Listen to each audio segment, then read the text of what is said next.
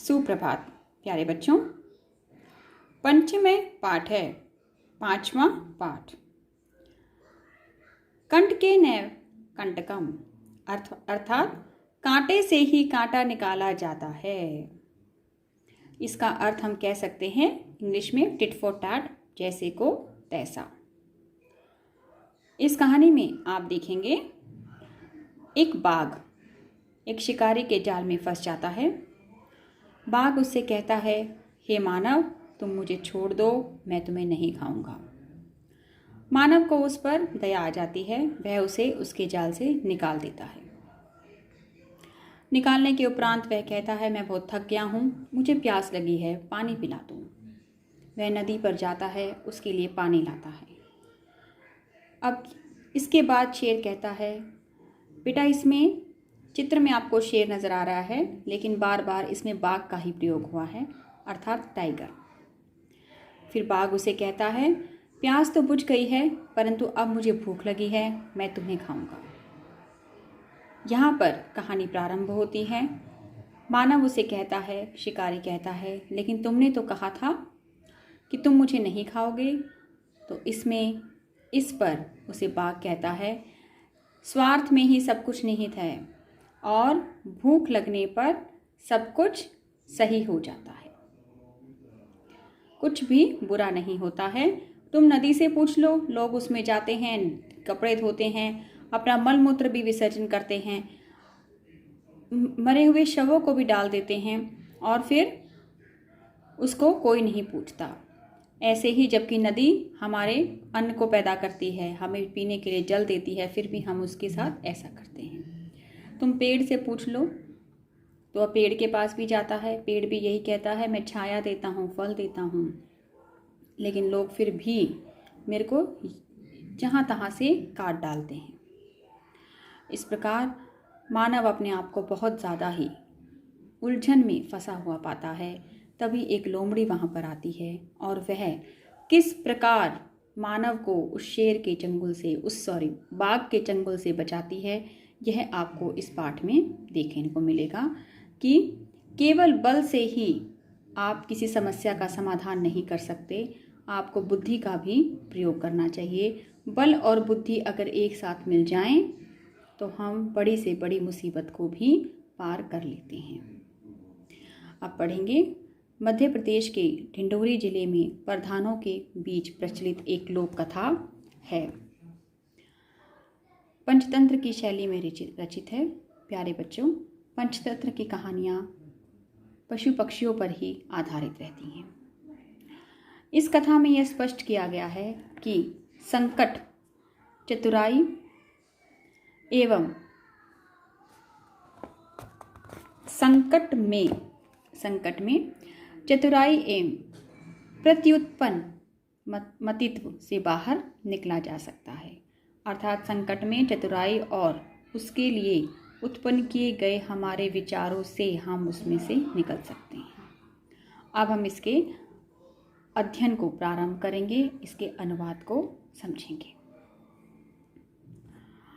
आसीत कश्चित चंचलो नाम है व्याध है। चंचल नाम का कोई शिकारी था, व्याध है शिकारी। पक्षी मृगादीनां ग्रहणेन स सवीयां जीविकां निर्वाहयति स्म।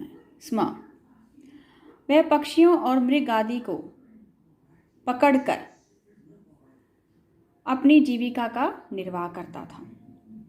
एकदा स वने जालम विस्तीर्य गृहम् आगतवान्।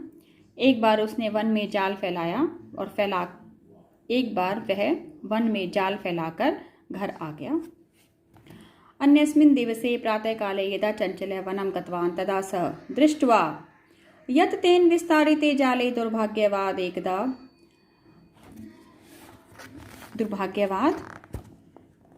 एक व्याघ्रः बधः आसीत्। अगले दिन प्रातःकाल जब चंचल वन में गया तब उसने देखा कि जाल में दुर्भाग्य से एक बाघ बंधा हुआ है, अर्थात बाघ फंसा हुआ है। सो अचिंत्यत, सो वह सोचने लगा, व्याघ्र माम खादिष्यति, बाघ मुझे खा जाएगा। अतएव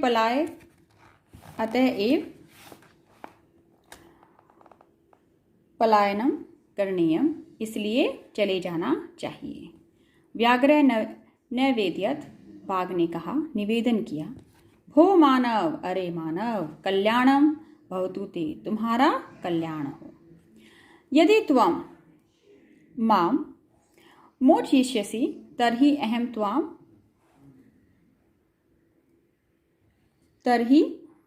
त्वां न हनिष्यामि।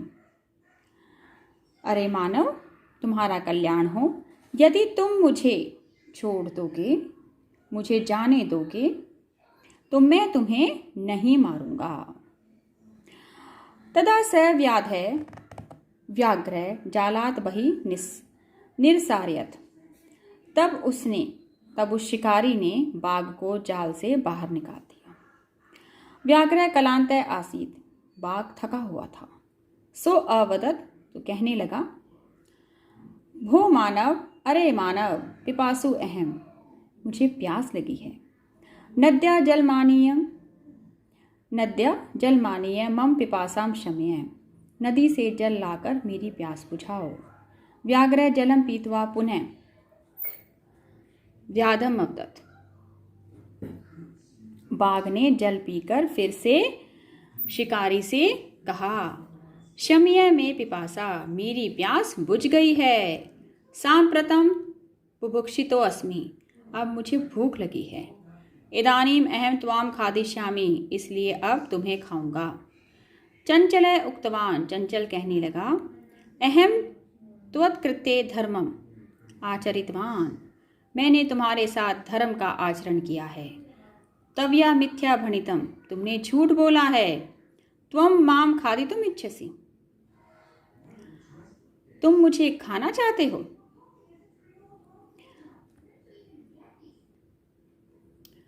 व्याघ्र अवदत, बाघ ने कहा, अरे मूर्ख, शुद्धा तार्य किमपि अकार्यम न भवति, भूख के लिए कुछ भी बुरा नहीं होता है। सर्व स्वार्थम समीहते, सब लोग स्वार्थ ही देखते हैं, सब कुछ स्वार्थ में ही निहित है। चंचल नदी जलम अपृच्छत, चंचल ने नदी के जल से पूछा। नदी जलम अवदत, नदी के जल ने कहा, एक एव में भवति, ऐसा ही होता है। जना मयि स्नानम कुर्वन्ति, लोग मेरे अंदर स्नान करते हैं। वस्त्राणि प्रक्षालयन्ति, वस्त्र धोते हैं। तथा मल मूत्रादिकम विसर्ज्य निर्वन्तते, तथा मल मूत्र आदि का त्याग करके लौट जाते हैं।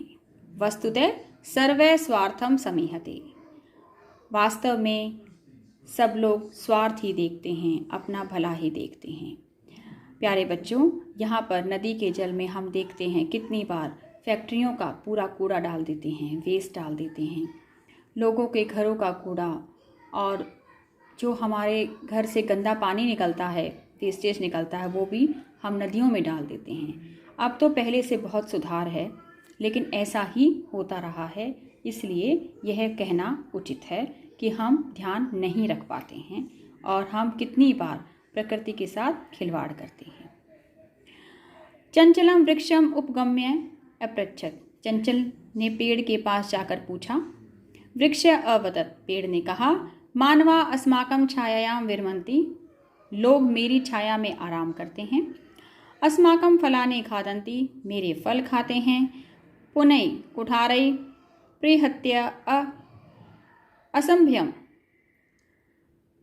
सर्वदा कष्टम ददति, फिर कुल्हाड़ी से प्रहार करके जहाँ तहाँ से काट देते हैं और कष्ट देते हैं। पुनः कुठारै, फिर कुल्हाड़ी से, प्रहत्य प्रहार करके असमय ही हमें सदा ही कष्ट देते हैं। यत्र कुत्रापि छेदनम कुर्वन्ति, जहाँ तहाँ से काट डालते हैं। सर्वे स्वार्थम समीहते, सब अपना भला ही देखते हैं, स्वार्थ ही देखते हैं। समीपे एका लौंशिका बदरी गुल्मानां पृष्ठे नीलिना एतां वार्तां शृणोति स्म, पास ही समीपे एका लोमशिका बदरी गुल्मानां पृष्ठे नीलिना एतां वार्तां शृणोति स्म। पास में बेर की झाड़ियों के पीछे छिपी हुई एक लोमड़ी इस बात को सुन रही थी। सा सहसा चंचलम उपसृत्य कथयति। अचानक ही वह चंचल के पास जाकर कहने लगी, का वार्ता, क्या बात है? माम अपि विज्ञाप्य, मुझे भी बताओ। स अवदत्, उसने कहा। अह मात्स्वस, वह कहने लगा, अरे मौसी, अवसरे त्वम समागतवती, तुम अवसर समय से आ गई हो। मया अस्य व्याघ्रस्य प्राणा रक्षिता, मैंने इस बाघ के प्राणों की रक्षा की है। परम एषः मामेम खादितुम इच्छति, परंतु यह मुझे खाना चाहता है। तदनंतरम स लोमशिकाय निखिलां कथां नैवेदयत्।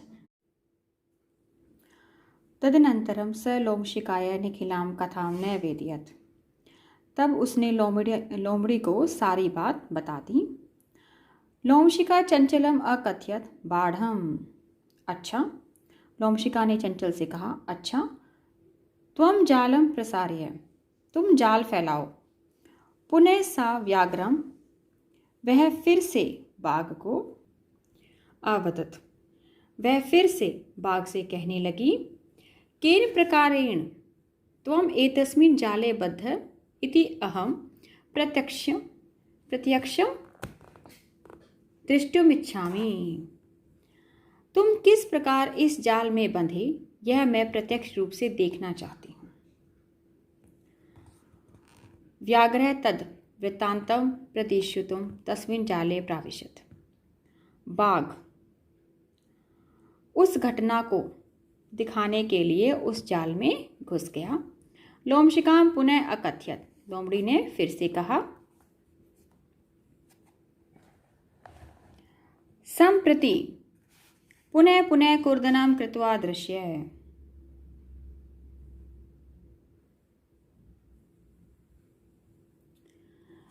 सम्प्रति पुनः पुनः कूर्दनं कृत्वा दृश्य। अब तुम बार बार, लोमड़ी ने फिर से कहा, अब तुम बार बार कूद कर दिखाओ, अर्थात उछल कूद जैसे पहले की थी वैसे ही करके दिखाओ। स तथैव समाचरत, उसने वैसा ही आचरण किया। अनारतम कूर्दनेन स श्रांत अभवत, लगातार कूदने से वह शांत हो गया, अर्थात थक गया। जाले बध, जाल में बंधा हुआ स व्याघ्र, वह बाघ। कलांतय सन निस्सहाय भूत्वा तत्र अपतत प्राण भिक्षामेव च अयाचत। जाल में बंधा हुआ वह बाघ निढाल होता हुआ, निढाल का अर्थ होता है बिल्कुल बेबस, अत्यधिक थका हुआ, निढाल होता हुआ बेबस होकर वहां पर गिर गया और प्राणों की भीख मांगने लगा। लोमशिका व्याघ्रम अवदत्, लोमड़ी ने बाघ से कहा, सत्यम तवया भणितम, तुमने सच ही कहा है।